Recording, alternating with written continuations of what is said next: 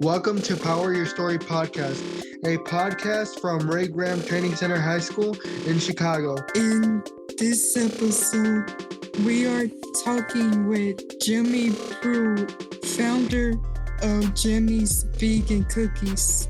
Jimmy's Vegan Cookies can be found in grocery stores and farmers markets in Chicago. Jimmy came to our school and shared samples with the producers in 2019. Enjoy. Hello, everyone. My name is Aliyah Rich for Power Your Story podcast. Today, we're interviewing Jimmy Prude for Jimmy's Vegan Cookies. So, Jimmy, we're going to ask you a few questions. Okay. Thank you for having me. And I'm looking forward to, engaging with everybody and learning more about you and answering whatever questions you have of me. All right. Thank you. So my first question is, what is vegan?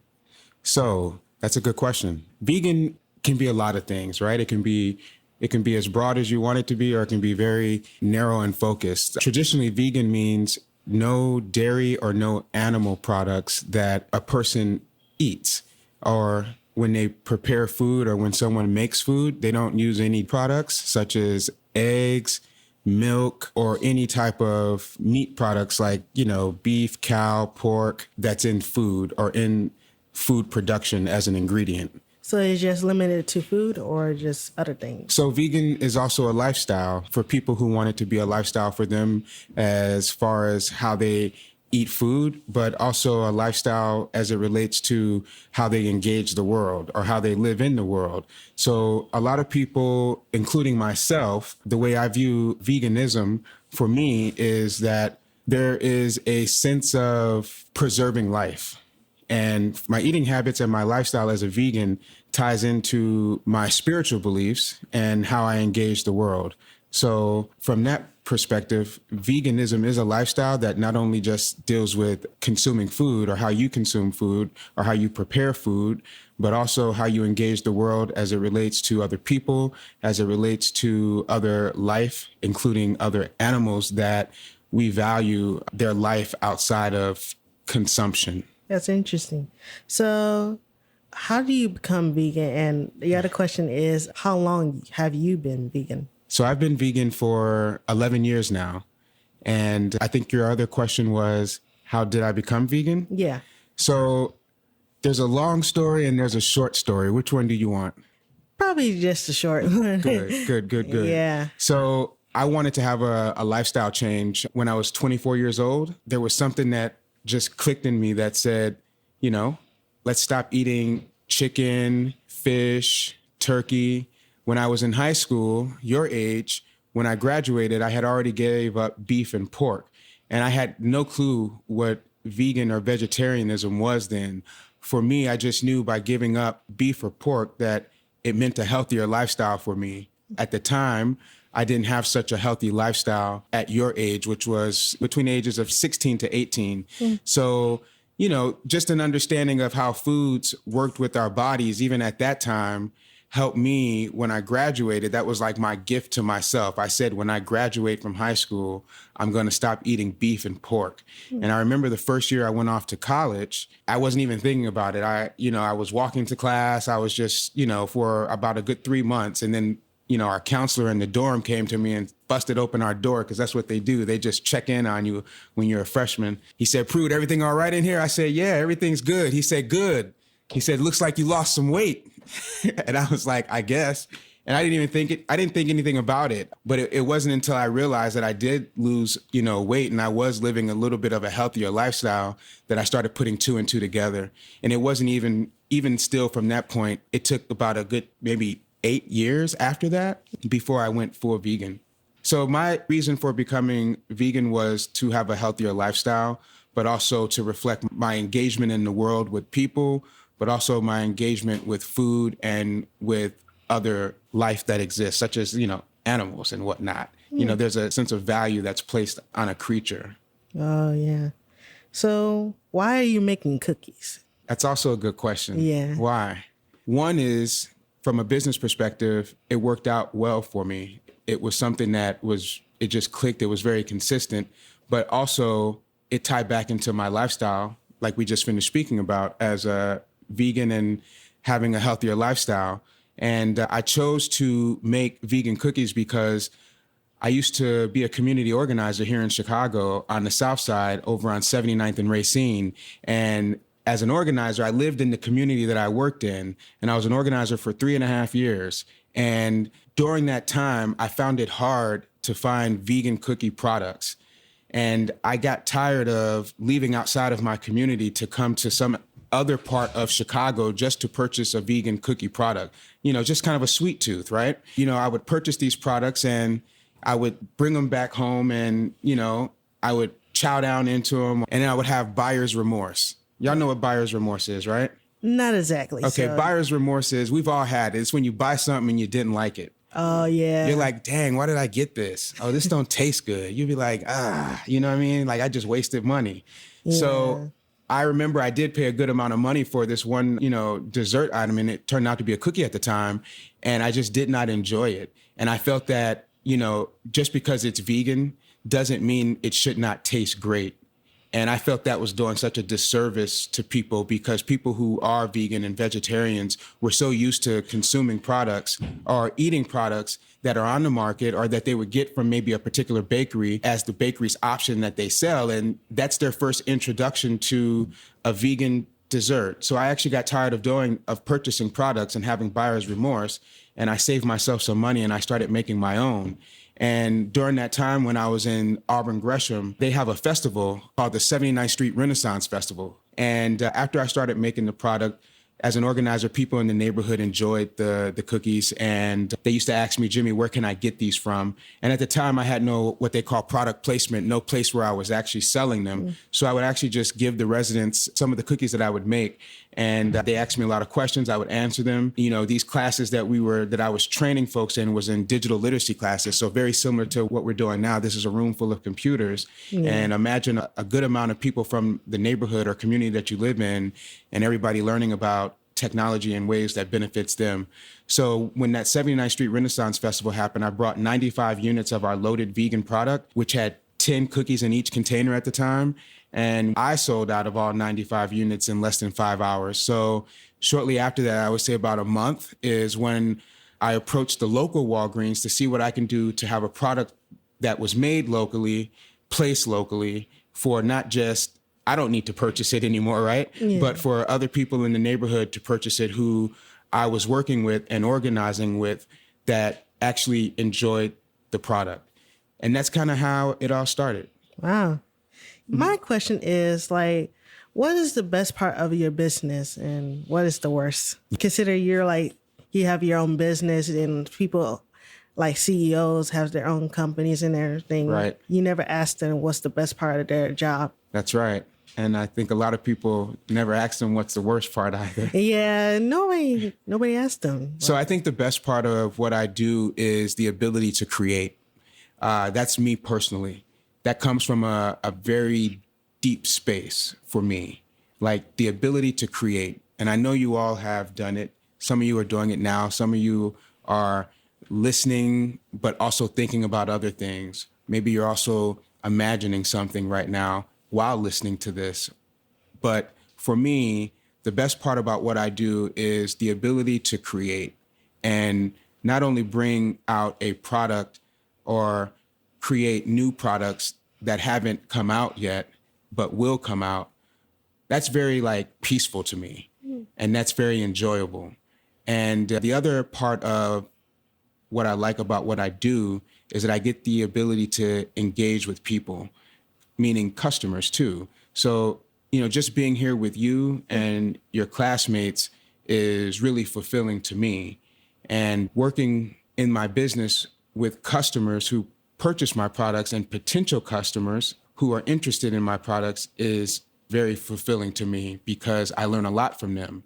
And a lot of the things that I learn from them, I end up using to either grow the business, enhance some aspect of the product in the future, not currently, because what I have now is pretty much set in stone from the many people over the years who have helped me make a better informed decision about formulation, what people want to taste, how what they want to see, and how it feels when they eat it, right? So that kind of was set some years ago. Now for me, it's about Jimmy's Vegan and shaping what Jimmy's Vegan looks like by engaging people and listening to them and listening to the industry, meaning the food and beverage industry, and hearing what people want, seeing what they want, and literally taking that time, like I said earlier, to have a space of creativity that allows me to kind of envision what something will potentially look like some years from now.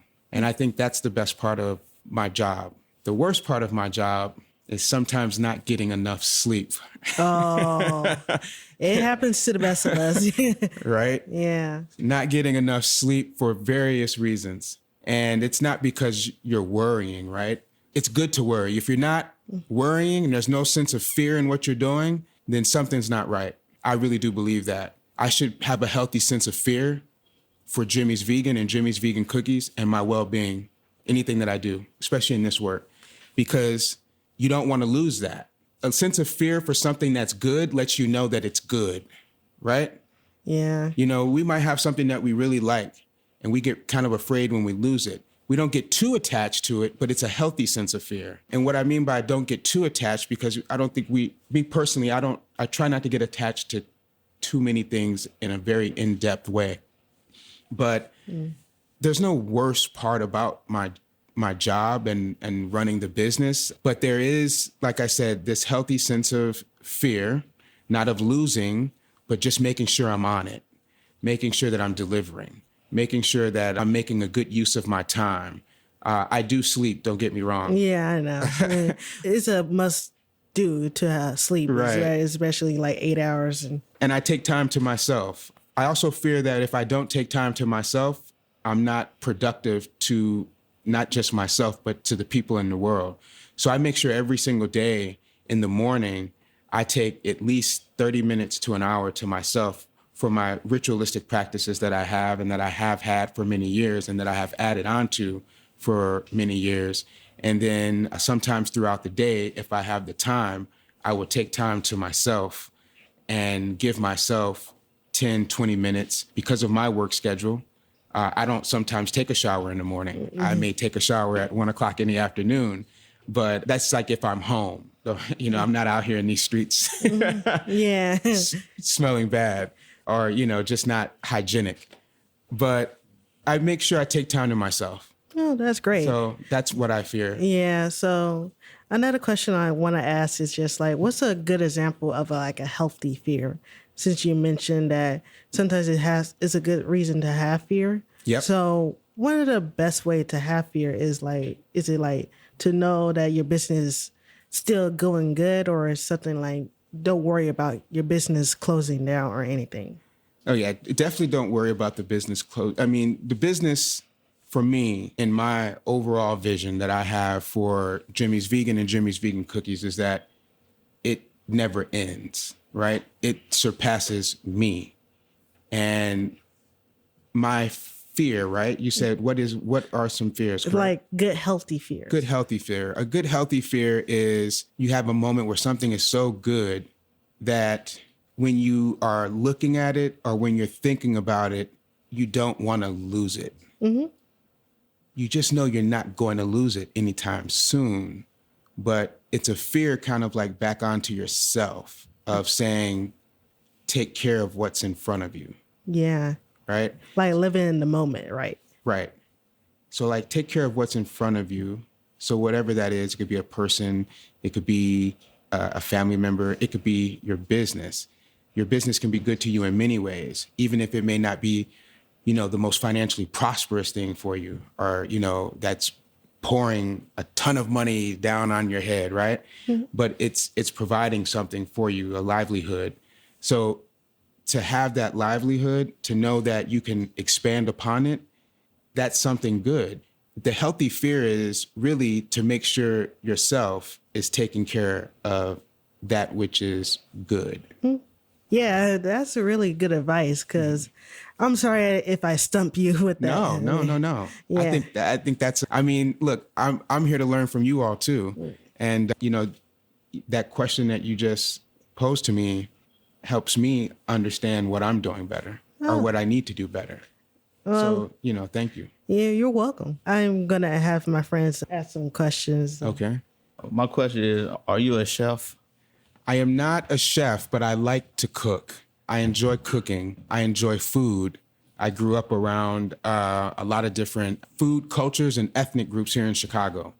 So that early on exposure to food, I grew up in Albany Park for the first half of my childhood in the 80s, early 80s. So being exposed to that part of town, we used to call it multicultural town because there was a good Syrian population. We had our next door neighbors were from Puerto Rico. The people who lived above us were from Korea. There was a Korean church down the street. There was a Muslim mosque around the corner. So, I grew up with all these different families, and the friends that I grew up with were, from all over the place. So I had a good exposure to food growing up, and I enjoy cooking those foods then that had like meat. I make some of those same foods now vegan, but I do it amongst friends and family. So to answer your question, no, I'm not a chef, but I love food and I love to cook. My personal question for you, though, who's inspiring you? Who inspires me? Yes. So there's a lot of people that inspire me. My mother and my father, first, they inspire me because they support the work that I do. They've supported me growing up. They supported kind of a lot of things that I've done, up until this age. And just to see them and how they engaged the world and how they worked hard and how they, did their best to allow us to be raised in certain parts of Chicago, all the way until we got into the west suburbs. That's pretty inspirational for how you want to kind of craft a lifestyle for yourself getting older. So from a family side of things, mother and father, definitely. From industry, Like your company, who's inspired at your company? So I really do believe God inspires a lot of the work that I do, but the people who inspire me to continue to be creative and produce and come up with new ideas and just be better at business, I really like Steve Jobs. And I know a lot of people, say that now because he's passed, but I have a tech background. Before I did vegan cookies, I used to work in Seattle. I used to work for Microsoft. I've always been fascinated by how Steve Jobs was an innovator early on, very early on, even as a kid. My next door neighbor showed us a Pixar film when I was a kid, and I remember him mentioning that Steve Jobs was the creator of Pixar Entertainment. So Steve Jobs, there's a business owner, he's passed on too. His name was John Johnson. He was very well known here in Chicago, Ebony Jet magazine. But just him as a business person, his story growing up, the jobs that he had that kind of led him to become a publishing king here in Chicago. And who's familiar with Walt Disney? I like Walt Disney. Yeah. He's pretty genius. You know what I mean? It's something to craft stories and create narratives. And like I said earlier, I like engaging people, and then you learn things from people. You learn things about life, you learn things about yourself, and then these things help inspire the work that you do. So those are the people who inspire me. There's many more. Oh, Oprah. Oprah be inspiring me sometimes. Oh. How did you come up with your recipe? It's evolved. So when I first came up with the recipe, you'll look at something and then you'll tweak it. So I remember looking at like your normal chocolate chip cookie recipe, right? And being a vegan and understanding at food ingredients at the time, I wanted something better, more nutritious, more healthier, low in sugar, but still delivering a sweet taste, good fat content, good nutritional profile that's dense in nutrients versus just flour and sugar. So before it became a product, I made something that I enjoyed. I wanted ingredient A to be in there because I like the way ingredient A tastes. And I think it may be good if we bake it, right? I didn't know. I just wanted to try it in baking. So, for example, when I first was making cookies for myself, I would use maple syrup. And I used maple syrup for a long time. If anybody knows, maple syrup is expensive. So it's not feasible to continue to use maple syrup as a sweetener. I just kept it for my pancakes after that. You let maple syrup do what maple syrup does. But my ingredients profile is Amish grains. Amish grains is a combination of sunflower seeds, raw organic sunflower seeds, shaved coconut, slivered almonds, and other, nutrient-dense ingredients used with coconut oil instead of, vegetable oil or some type of palm oil and vegan dark chocolate chips. So yeah. So chocolate chips that had dairy in them, I was able to find a vegan dark chocolate chip from a supplier. So these little things that you do over the years to tweak your formulation, to keep it in the same profile texture-wise, but just evolve it in a way that it continues to be healthy and it continues to be nutrient dense, meaning packed with good stuff. Well, it's a question come out of my head. I don't want to answer. Like, is there a moment where it's hard for us? Like, do you want to give up when you first started this company like that? It is hard. It is hard, but you don't give up on your dreams. You know, you don't do that. Even if you have to stop for a moment, you don't give up on your dreams. So whatever you all want to do it, you know, whatever it is. I'm a big fan of who in here keeps a journal. Good. That's good. Do you write in it every day? Yes, every day. Every day. Good. Now, whatever you want, whatever you see, just write it down. I remember when I was in 7th grade, I didn't realize it until I got it back in the mail some years later by the time I graduated from high school. But there was an exercise that we did in 7th grade where one of the teachers had us write, where will you be when you graduate from high school? I said, I'm going to be at Howard University or Morehouse College majoring in, I think I said mechanical engineering at the time. I don't know what I was thinking. Like, I'm horrible at math, you know, so the engineering thing definitely didn't work out. But I did get into Howard University. Morehouse denied me, which was fine. But I look back at that and I was like, oh, wow. Like, I don't even remember when I wrote that in 7th grade, but that teacher had it arranged where it was mailed back to us. So, you know, there are moments, you know, where you do get afraid and, you know, but you don't stop. You don't give up on your dreams. You don't give up on what it is that you see for yourself. And even if somebody else doesn't see it for you, that's cool. They're not for you, right? It's what you see for yourself. And it's how hard you need to go for yourself. And keep trying and don't have to give up on your hopes and dreams. That's right. You know, head high to the finish, see it through, right? Whatever it is. Head high to the finish and see it through. Never give up on your dreams. Never give up on your vision. The more you do it, the more you be better though. That's right. The more you do something, the better you get at it. The more you fail, you may fail, but you try not to continue to fail, right? A lot of people may say it's good to fail. It's good to continue. Yeah, that's fine. We do fail.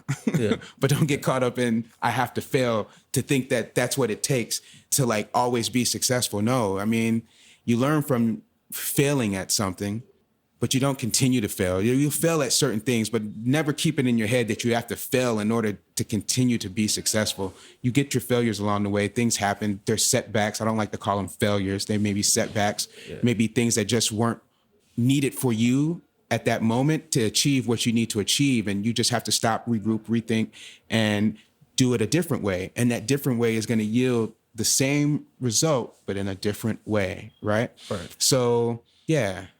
Where do you source your ingredients? Our ingredients are sustainably sourced, ethically sourced, and fair traded. Sustainability means to keep something sustainable, right? I want to sustain the lights in this room. So in order for lights to be available to people, we have to use energy in a particular way where we don't overuse it. When we overuse something, we run out of it, right? When we use it appropriately, when we use it in a way that's beneficial for what we need it for, to provide it to the people, enough people, or a large amount of people in ways that doesn't deteriorate something. So we keep it clean, right? We keep it clean, we keep it healthy, because if we overuse something, it becomes unhealthy. Like if we overuse a particular crop and we tend to pick it too soon or pick it too late, it doesn't yield the same results as if you picked it on time, right? So you're using it in a way that's not beneficial to you or anybody else. So now you're being selfish with something. So that's what sustainability means. Ethically sourced means you're ethical in the way in which you get something. So what does ethical mean? It's morality, right? It's a part of morality. Being ethical is a part of a person's moral, it could be your moral objective of your company. Is your company ethical in how it does business? You know, there was a question when I was in college that was posed to us, and I always was very indifferent on it because I just couldn't find the right answer. They said, is business ethical? And, you know, I've been in situations where I've seen it be ethical. I've been in situations where I've seen it not be very unethical. I've been in situations where a person's unethics affected me because of their moral disposition in the world. But to have ethically sourced products means, are you getting it from a supplier who is getting it from the farmer, and that farmer is getting paid appropriately? You don't want to rip anyone off, right? You don't want to overuse that farmer so that it puts a farmer in a position that he has to be unethical in his own business in order to survive, because he's dependent on a business or an industry or a government. Ethically sourced means getting it in a way that not only I benefit, but the people who provided that ingredient, that raw material, that product to me from start to finish, everybody in between is getting compensated appropriately, fairly, and fair trade. For example, chocolate. A lot of chocolate comes from Africa, South America. I've been to Africa. I was in West Africa, and I've seen how chocolate is picked. I've made chocolate from the cacao bean. So it's a very hard process to get chocolate to be chocolate. So are there people who are making that happen getting compensated fairly? Is there a fair trade agreement in place where they stay in business, they can provide for their family, they can sustain the land so that that land can sustain not only them, but the industry in which they're providing the product for? I said, thank you. Mm-hmm. Hello, Jimmy. Hello, Justus, how are you? I'm good today. What was your dream before this? My dream before this was to run a technology company, and I thought that's what I was going to do. My dream was to have a good job, to live a good lifestyle, to be able to enjoy that lifestyle. Remember I told you guys the story earlier where I wanted to work? In 7th grade, when I wrote that on that piece of paper, I also said I was going to work at Microsoft or another company. That's just what I was doing at the time. I had a tech background, and I thought, you know, it would be really cool to work at Microsoft as like some type of like engineer. I didn't work at Microsoft as an engineer. I ended up working at Microsoft as a project manager. Then my dream changed when I went into an office one day and I sat down at my computer and it just wasn't working out for me anymore. And that was the day I knew I had to leave. And then my dream changed, and my dream brought me back to Chicago, and I started doing organizing work. I was a teacher. I taught technology in a classroom very similar to this at a charter school. And that's when I became a community organizer. And then after doing organizing work and working with people in the neighborhood, then that's when Jimmy's Vegan Cookies came to me. And then that became my dream. And then that became a very strong, like, dream for me, stronger than any other dream that I had thus far. So I've stuck with it since then. What is your favorite type of cookies? Oh, Oreos. Wait, first, it's my cookie. Let's get that straight. My product. Then Oreos. But yeah, I enjoy my product. I enjoy the loaded vegan. That's been like my day one. Who knows about day one? Y'all never heard about day one? That's like your homie from the beginning. There we go. Right there, right there. The loaded vegan is my day one. Thank you. Thank you. Okay, my first question to you. How do you make cookies without eggs and milk? It's really not as complicated as a lot of people would think, but you try to find ingredients that hold up well when they start to bind. I use a binding agent. A binding agent is something like, you know, what happens when you put sticky glue on your hands? You put sticky glue on your index finger and your thumb. It sticks together.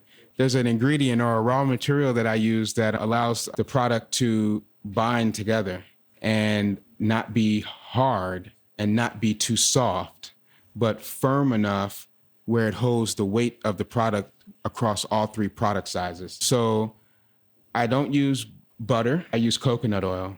I think coconut oil is a very great oil. It's a healthy oil. And quite frankly, I like the way it tastes. So chocolate chips normally have dairy in them. Like if you go and get a bag of M&Ms or a Snicker bar, whatever has like chocolate chips, most times there's dairy unless it says so. So I wanted to make sure that the chocolate chips that I were non-dairy across the board. And that took some time. And when I found that supplier, I was extremely happy. And then to learn that pricing wasn't that much of a difference was really good for me. As a kid, did you ever want to make and sell cookies? Oh, no, I didn't. But what I did do when I was in, I think it was 7th or 8th grade, who remembers Dominic's grocery stores? So they used to have these bins in the back. And in the bins, it used to be like all the Sneaker bars, all the Three Musketeer bars, like Butterfingers. And they were like, you know, my mother would buy them like $3 for $1, right? So, you know, I was like, that's not bad, you know? They were nice size, $3 for $1. And I remember telling my mother one day we were at Dominic's. I said, can you get like $5 worth? So she bought $5 worth of candy. I literally sourced the ones that I wanted. You know, I had the Butterfingers because I like Butterfingers and so did my friends. And I figured, you know, what I was about to do with that, it would work out well. So I wasn't selling cookies, but what I did do was kind of buy in bulk and resold out my locker in the 7th and 8th grade until I couldn't sell anymore. I mainly sold those for one, because there was something about being able to like turn a profit from, you know, selling and being engaged with like my peers and with people, but also being able to like get them something that they couldn't get while they were in school. Like, you know, who's been in class and the teacher tells you not to eat in class, right? Not to have candy in class. You know, you're not going to make a mess. You just want something to munch on. And I figured, you know, my peers wanted the same thing that I wanted. And I wanted to provide that for them. And I did, until the principal, you know, he started hating. Principal started hating. Came over to my locker. He actually opened my locker up. Come on now. It's like, what? Well, how old are we when we're 7th grade? We're like, what, 11? It's just like a full adult going inside your locker and taking something away and you never seeing it again. I just thought that was wrong. I got one more. Can you tell the difference a normal cookie and That's right. and a vegan cookie? Yeah, like I was saying, you shouldn't be able to tell the difference. They should both taste great and be healthy and delicious.